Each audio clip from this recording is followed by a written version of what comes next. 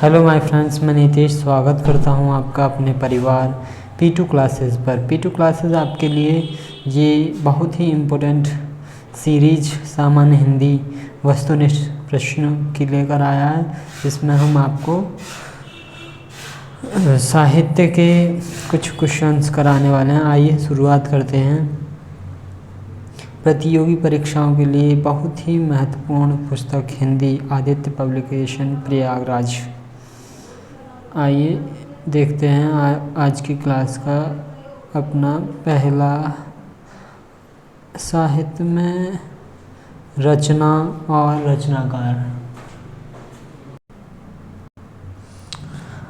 रचना व रचनाकार से संबंधित विविध परीक्षाओं में पूछे गए प्रश्न। हिंदी साहित्य के इतिहास के किस काल को वीरगाथा काल भी कहा गया है? आदिकाल को कहा गया है। पृथ्वीराज रासो हिंदी साहित्य के किस काल में लिखा गया? तो आदिकाल में लिखा गया। ठीक है। हिंदी साहित्य की भूमिका के लेखक, हिंदी साहित्य की भूमिका के लेखक हैं हजारी प्रसाद द्विवेदी। महावीर प्रसाद द्विवेदी ने आदिकाल को क्या संज्ञा दी है? तो बीज वपन काल कहा है उन्होंने। क्या कहा है? बीज वपन काल कहा है। ठीक है। आइए आगे देखते हैं। साहित्य को कितने कालों में, कितने कालखंडों में विभक्त किया गया है? तो चार में किया गया है। चार खंडों में। हिंदी साहित्य का आधुनिक काल सामान्यतः कब से माना जाता है? तो कब से माना जाता है? 1850 ईस्वी से माना जाता है। हिंदी साहित्य का काल विभाजन है। हिंदी साहित्य का काल विभाजन है। क्या है? हिंदी साहित्य का काल विभाजन है। तो क्या है हिंदी साहित्य का काल विभाजन? आदिकाल। हिंदी साहित्य का काल विभाजन क्या है? आदिकाल, वीरगाथा काल, पूर्ण मध्यकाल, भक्तिकाल, उत्तर मध्यकाल, रीतिकाल, आधुनिक काल, गद्यकाल। ठीक है। आगे बढ़ते हैं। आदिकाल के लिए वीरगाथा काल नाम किसने प्रस्तावित किया? तो आचार्य रामचंद्र शुक्ल ने, आचार्य रामकृष्ण शुक्ल ने किया। ठीक है। आगे बढ़ते हैं, देखते हैं। हिंदी गद्य का सर्वप्रथम युग किसे माना जाता है? हिंदी गद्य का सर्वप्रथम युग किसे माना जाता है? तो भारतेंदु युग को माना गया है। भारतेंदु युग को माना जाता है। ठीक है। हिंदी साहित्य के इतिहास लेखन की परंपरा का सूत्रपात, इतिहास लेखन की परंपरा का सूत्रपात किसने किया? तो गारसा दत्तासी ने किया। गारसा दत्तासी ने हिंदी साहित्य के इतिहास लेखन की परंपरा का सूत्रपात किया। गारसा दत्तासी ने किया। ठीक है। हिंदी साहित्य के इतिहास लेखन का सर्वप्रथम प्रयास, इतिहास लेखन का सर्वप्रथम प्रयास गारसा दत्तासी ने किया। इतिहास लेखन का सर्वप्रथम प्रयास गारसा दत्तासी ने किया। हिंदी साहित्य का पहला इतिहास लिखा गया था। हिंदी साहित्य का पहला इतिहास फ्रेंच भाषा में लिखा गया था। फ्रेंच भाषा में लिखा गया था। ठीक है।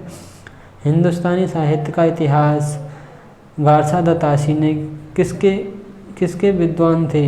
हिंदी किसके विद्वान थे? तो फ्रांसीसी के विद्वान थे। फ्रांसीसी। हिंदी साहित्य का इतिहास लिखने वाले प्रथम लेखक का नाम गारसा दत्तासी, प्रथम लेखक का नाम गारसा दत्तासी है। हिंदी साहित्य का प्रथम इतिहास ग्रंथ है। हिंदी साहित्य का प्रथम इतिहास ग्रंथ क्या है? The modern vernacular literature of Hindustan. Modern vernacular literature of Hindustan Hindi साहित्य का प्रथम इतिहास है। ठीक है। इस्तवार द ला लिटरेत्यूर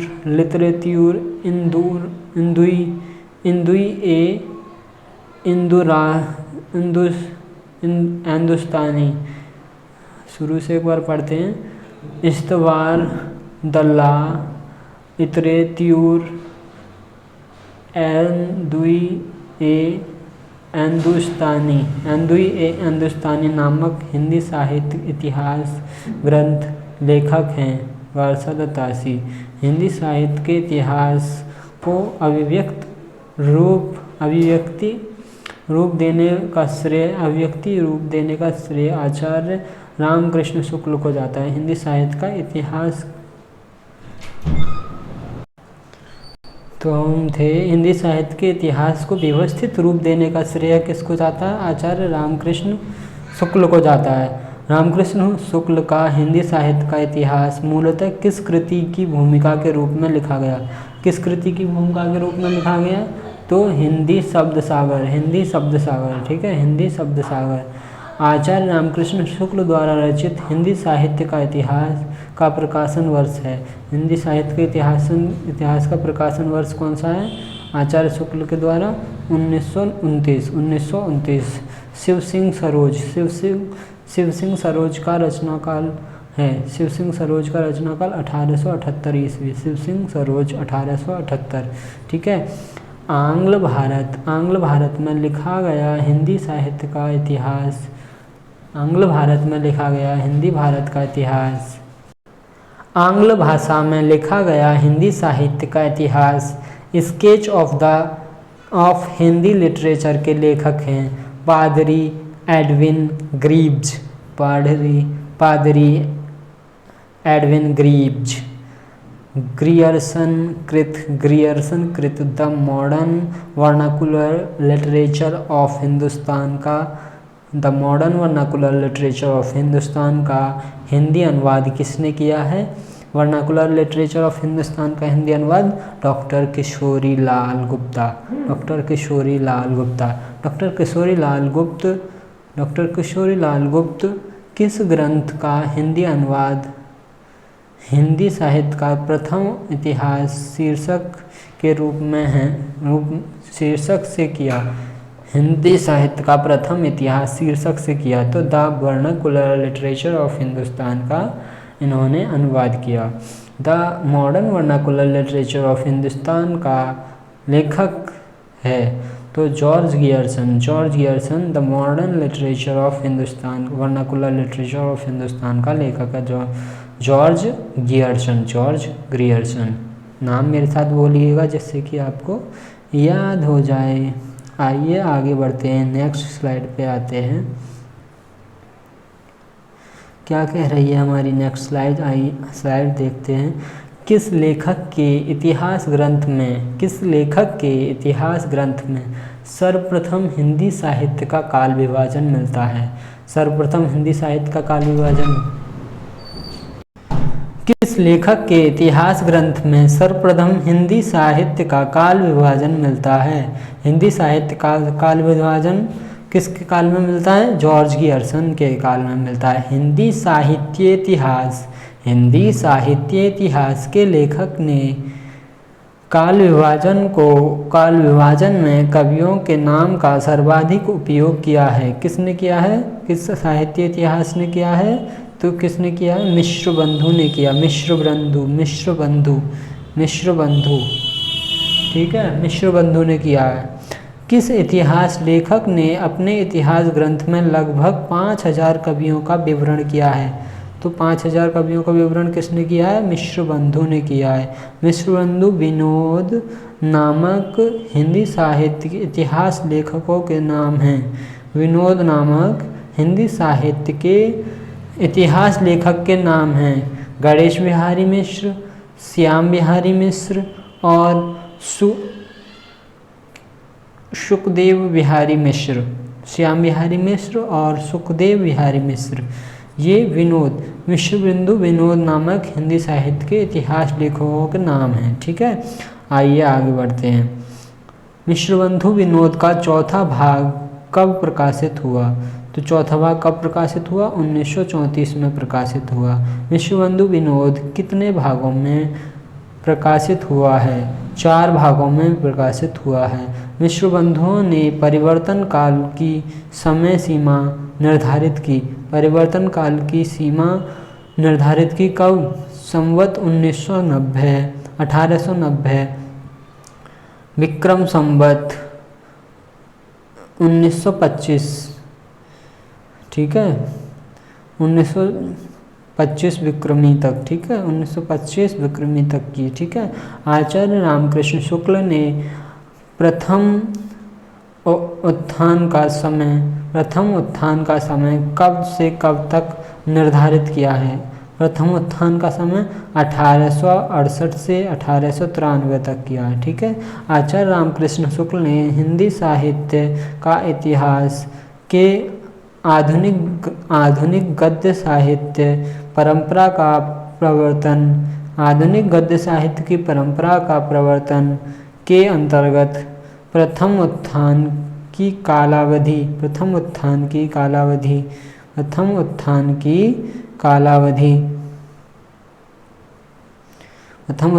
कालावधि निर्धारित की है तो 1925 से 1950 तक विक्रमी तक। ठीक है। संवत 1925 से 1950 विक्रमी तक। ठीक है। आचार्य रामकृष्ण शुक्ल ने द्वितीय उत्थान का समय कब से कब तक तय किया है? द्वितीय उत्थान का समय कब से कब तक तय किया है? तो 1893 से 1918 तक।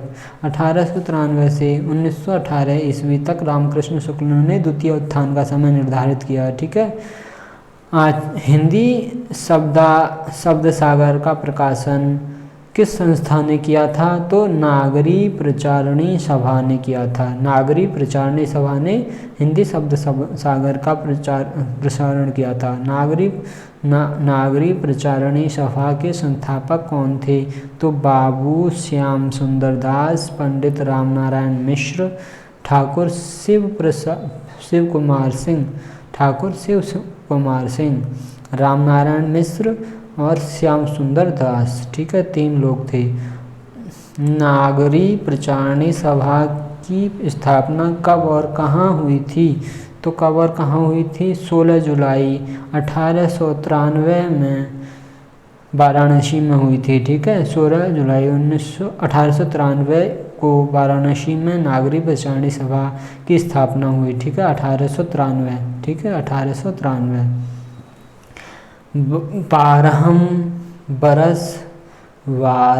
बरस लो कूकर जीवे, अरु 13 लो जिये सियार। अरु 13 लो जिये सियार। 13 लो जिये सियार किसका? यह पंक्ति किसकी है? तो जगनिक की है। जगनिक। 12 बरस लो कूकर जीवे, अरु 13 लो जिये सियार। अरु 13 लो जिये सियार किसकी पंक्ति है? जगनिक की। अमीर खुसरो का वास्तविक नाम अबुल फजल था। अबुल फजल हिंदी भाषा का प्रथम प्रामाणिक ग्रंथ है। हिंदी भाषा का प्रथम प्रामाणिक ग्रंथ पृथ्वीराज रासो है। गोरा बादल की कथा किसके द्वारा लिखित है? गोरा बादल की कथा जटमल द्वारा। आदिकाल की रचना खुमान रासो। आदिकाल में पहेलियाँ लिखने वाले कवि थे। आदिकाल में पहेलियाँ लिखने वाले कवि कौन थे? खुसरो, अमीर खुसरो। ठीक है। सूरदास को किस रस का सम्राट कहा जाता है? तो वात्सल्य रस का। ठीक है। आइए आगे बढ़ते हैं। तुलसी की भक्ति भावना किस प्रकार की थी? तुलसी की भक्ति भावना किस प्रकार की थी? दास्य भाव की। ठीक है। दास्य भाव की। कबीरदास, तुलसीदास, सूरदास आदि कौन से काल के संत कवि हैं? तो भक्ति काल के। ठीक है। कबीरदास, तुलसीदास, सूरदास भक्ति काल के। सूरदास के गुरु कौन थे? सूरदास के वल्लभाचार्य। रामचरितमानस में कितने काव्य हैं? रामचरितमानस में कितने कांड हैं? तो 7 कांड हैं। सूरसागर के रचयिता कौन हैं? सूरदास। सूरसागर के रचयिता सूरदास। दोहा रत्नावली के लेखक कौन है? की रचना किसने की? रत्नावली ने की। रत्नावली लघु दोहा संग्रह। रत्नावली लघु दोहा संग्रह। दोहा रत्नावली किसके द्वारा रचा गया? मुरलीधर चतुर्वेदी। कबीर की भक्ति का स्वरूप क्या था? कबीर की भक्ति, कबीरदास, कबीर की भक्ति का स्वरूप क्या था? निर्गुण, निर्गुण था, निर्गुण, ठीक है, निर्गुण, निर्गुण। कबीर की भाषा कौन सी थी? कबीर की भाषा कौन सी थी? तो संधुक्कड़ी, संधुक्कड़ी। आचार्य रामकृष्ण शुक्ल ने कबीर की भाषा संधुक्कड़ी और श्याम सुंदर दास ने कबीर की भाषा पंचमेल खिचड़ी और हजारी प्रसाद द्विवेदी ने कबीर की भाषा को डिक्टेटर कहा है, डिक्टेटर कहा है, ठीक है। विनय पत्रिका की भाषा कौन सी है? ब्रजभाषा। विनय पत्रिका की भाषा कौन सी है? ब्रजभाषा। अष्टछाप के कवि वह उनके गुरु हैं। अष्टछाप के कवि वह उनके गुरु हैं। अष्टछाप के कवि कौन कौन हैं? तो सूरदास हैं, कुंभन दास, सूरदास, कुंभन दास, परमानंद दास, कृष्णदास किसके शिष्य थे? वल्लभाचार्य के 4 शिष्य थे, ठीक है। वल्लभाचार्य के 4 शिष्य हैं। कौन कौन है? सूरदास, कुंभन दास, परमानंद दास और कृष्णदास। गोविंद स्वामी, नंददास, छीत स्वामी और चतुर्भुज दास। छीत स्वामी और चतुर्भुज दास किसके गुरु हैं? किसके शिष्य हैं? तो गोस्वामी विट्ठलनाथ के 4 शिष्य। कौन कौन से गोस्वामी विट्ठलनाथ के? गोविंद, नंददास, छीत स्वामी और चतुर्भुज दास। तो जायसी द्वारा रचित पद्मावत क्या है? तो क्या है पद्मावत? समासोक्ति है, ठीक है, समासोक्ति, ठीक है। दशरथ सुत तेहूँ लोक बखाना, राम नाम का मरम नाना। दशरथ सुत तेहूँ लोक बखाना, राम नाम का मरम नाना। किस रचनाकार की पंक्ति है? तो कबीर की है। गोस्वामी तुलसीदास का निधन वाराणसी के किस घाट पर हुआ? तो 80 घाट। गोस्वामी तुलसीदास 80 घाट, तुलसी 80, ठीक है, तुलसी 80, ठीक है, निधन हुआ था। कबीर ने समाज सुधार के अंतर्गत किसका उपदेश दिया? कबीर ने समाज सुधार के अंतर्गत किसका उपदेश दिया? तो किसका उपदेश दिया? मूर्ति पूजा का विरोध किया, जाति प्रथा का खंडन किया, हिंदू मुस्लिम पाखंड का खंडन किया। पद्मावत महाकाव्य कौन सी भाषा में लिखी गई? तो अवधी में। पद्मावत महाकाव्य अवधी में। मुगल बादशाह शाहजहां ने किस कवि को महाकविराज कहा है? महाकविराज सुंदर को कहा है, सुंदर, ठीक है, सुंदर को कहा। ज्ञानाश्रयी शाखा के कवि कबीरदास। ज्ञानाश्रयी शाखा के कवि कौन हैं? सुंदरदास हैं। हिंदी का कौन सा प्रेमाख्यान कवि एक आँख का काना था? एक आँख का काना। प्रेमाख्यान कवि एक आँख का काना कौन था? जायसी था। सूफी संत की शैली है मसनवी। आइए अपने नेक्स्ट स्लाइड पे आते हैं, ठीक है। नेक्स्ट स्लाइड क्या कह रही है? नेक्स्ट स्लाइड का पहला क्वेश्चन है, कौन सी रचना तुलसीदास की है? तो तुलसीदास की रचनाएं हैं रामचरितमानस, गीतावली, श्री कृष्ण गीतावली, ठीक है। जिसके पीछे बलि लग जाए वो तुलसीदास की होती हैं। एक रामचरितमानस अलग है, ठीक है, रामचरितमानस भी तुलसीदास की है, ठीक है। मृगावती किसकी रचना है? तो कुतुवल। मृगावती कुतुवल। या लकुटी अरु कामरिया पर राज तिहूँ पुर को तजी डारो। राज तिहूँ पुर को तजेर डारो। राज तिहूँ पुर को तजेर डारो। किसकी पंक्ति है? तो रस खान की। या लकुटी अरु कामरिया पर, राज तिहूँ पुर को तजी डारो। राज तिहूँ पुर को तजी डारो किसकी है? रस खान की। रस खान की, ठीक है। रीतिकाल का कवि कौन है? तो बिहारी रीतिकाल के कवि हैं, बिहारी। रीतिकाल का अन्य नाम है, रीतिकाल का अन्य नाम है श्रृंगार काल, सिंगार काल, रीति सिंगार, रीतिकाल का सिंगार काल, ठीक है। रीतिकाल का सिंगार काल। बिहारी की प्रसिद्ध है, बिहारी के प्रसिद्ध हैं दोहा। बिहारी के क्या प्रसिद्ध हैं? दोहा प्रसिद्ध हैं। रीतिकाल का कवि है, रीतिकालीन कवि हैं। रीतिकालीन कौन है? रीतिकालीन मतलब सिंगार काल, रीतिकालीन मतलब सिंगार काल। भूषण और ब्रंद। खंड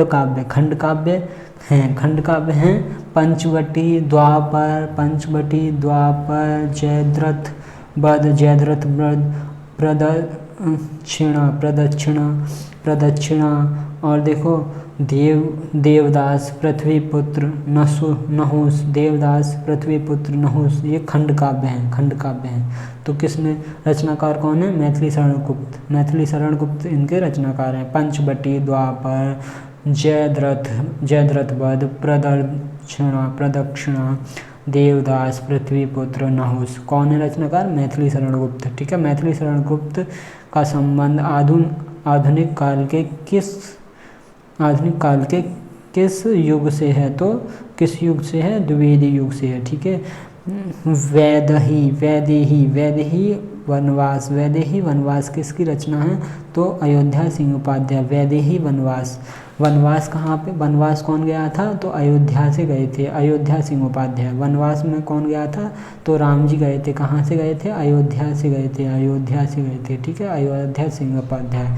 वैदेही वनवास, अयोध्या सिंह उपाध्याय। प्रकृति का सुकुमार कौन है? प्रकृति का सुकुमार कवि कौन है? प्रकृति का सुकुमार कवि सुमित्रानंदन पंत। प्रकृति का सुकुमार सुमित्रानंदन। भूषण किस काल के कवि हैं? रीतिकाल के कवि हैं। जूही की कली कविता किसकी है? तो निराला की है, सूर्यकांत त्रिपाठी निराला, ठीक है।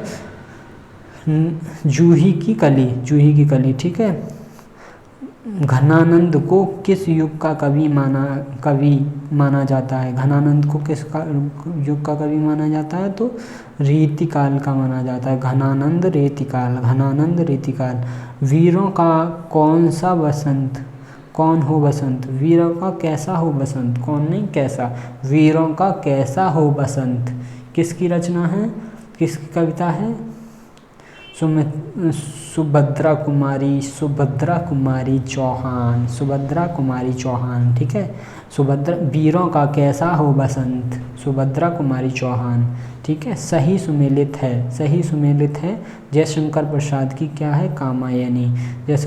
और महादेवी वर्मा की यामा। नासिरा शर्मा की कौन है? Zero road.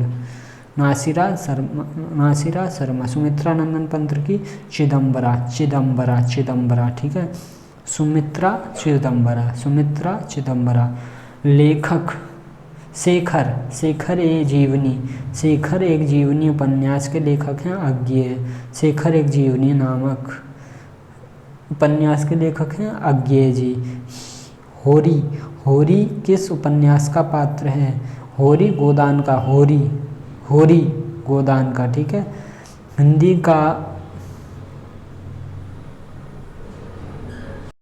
हिंदी का प्रथम मौलिक उपन्यास है परीक्षा गुरु। हिंदी का प्रथम मौलिक उपन्यास परीक्षा गुरु। पुस्तक प्रेमचंद्र द्वारा लिखित काव्यकल्प रंगभूमि कर्मभूमि है। काव्यकल्प रंगभूमि कर्मभूमि। प्रेमानंद द्वारा लिखित कौन है? प्रेमचंद्र द्वारा। प्रेमचंद्र द्वारा पुस्तक प्रेमचंद्र द्वारा काव्य कायाकल्प रंगभूमि कर्मभूमि। हिंदी साहित्य का सबसे प्रसिद्ध उपन्यासकार किसको माना जाता है? मुंशी प्रेमचंद्र। उपन्यासकार मुंशी प्रेमचंद्र। नागार्जुन नागार्जुन की रचना है?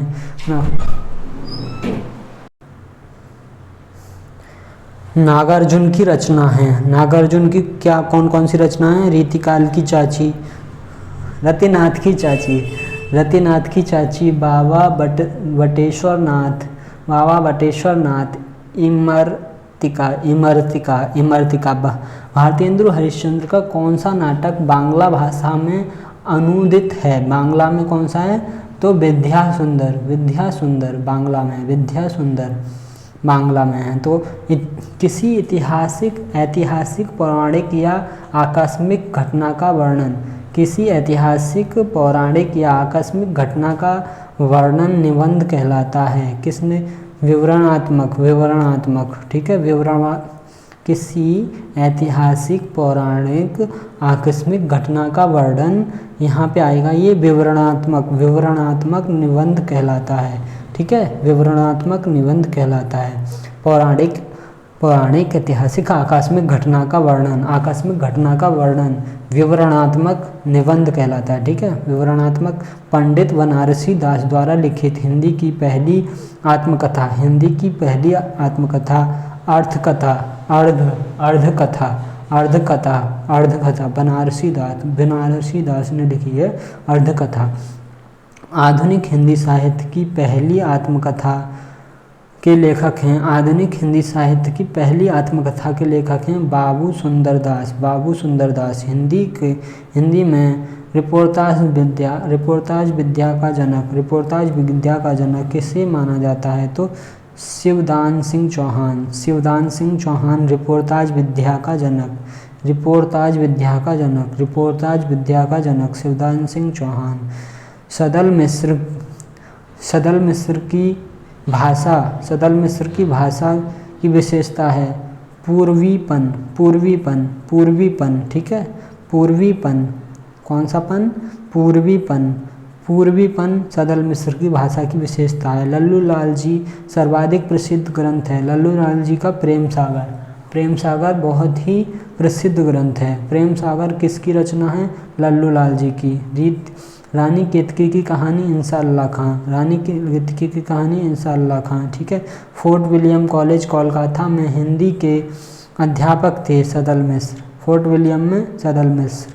ठीक है, फोर्ट विलियम कॉलेज में संबंध थे लल्लू लाल भी थे। ठीक है, लल्लू लाल भी थे। ठीक है, सदल मिस्र भी थे और लल्लू लाल भी थे। ठीक है, सदल मिस्र और लल्लू लाल फोर्ट विलियम। ठीक है, नासिकेतुपाख्यान लेखक सदल मिस्र।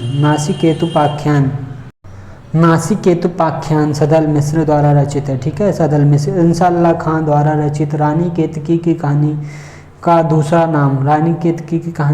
नाम उदयभान चरित्र। सुख सागर की रचना किसने की? सुख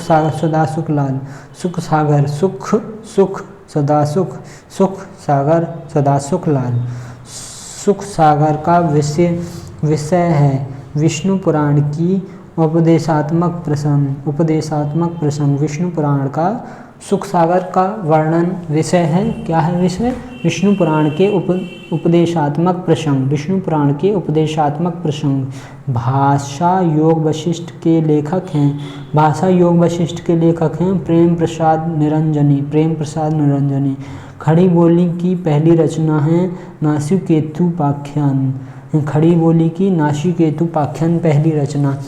खड़ी बोली में जो खड़ी शब्द है जिसका सर्वप्रथम प्रयोग किसने कहा? तो सर्वप्रथम प्रयोग सदल मिस्र ने किया। खड़ी बोली का पहला प्रयोग